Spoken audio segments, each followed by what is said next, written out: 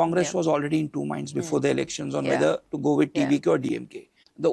I think the old guard prevailed. Yeah, that's what it's reported. And when the results came in, see, some of these decisions that you take in elections can have a huge impact. And this one, the Congress supporting TVK, Vijay, essentially is their calculation that Vijay is the future and the central pole of Tamil Nadu politics for the next 10 to 15 years or whatever, at least. So that's the calculation they have made. And for them, I think it was a no-brainer. Those who are questioning about morality, ideology, and so on and so forth, I think we've all realized in the last, especially 3-4 years, that it's only and only about power politics. And there are some takeaways that, that you've had as a result of this, right? Like nobody wants to sit out. You look at ADMK, right?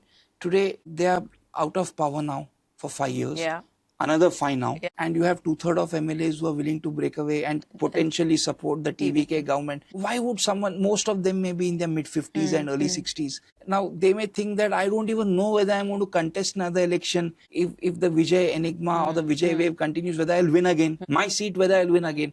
No one wants to take those chances. I think today, you look at Maharashtra, what happened with Mr. Ajit, Pawar, Mr. Eknath, Shinde, they all broke away. And one of the reasons was like, my MLAs don't want to sit in the opposition. We want to be in power. And that I think the voters are accepting. So everybody between the political class and the voters have accepted that politics is just another business and an occupation. And you do go where it suits you best. That's what DMK did. They came in when Miss Jayalalitha withdrew support to the Vajpayee government. The Vajpayee government fell by 1 vote. They went with DMK. In 2003 December, I think, and I was at that time in Asian College of Journalism in Chennai. And I had covered Mr. Muraswamy Maran's funeral. I think the Prime Minister, the big cabinet ministers had come. And DMK withdrew support to the government 6 months before the elections, after being 4.5 years in power, enjoying the fruits of power. Some of the meatiest ministries, powerful ministries were with DMK. And they went with Congress just before the elections. But for DMK switching sides, the NDA possibly would have come back.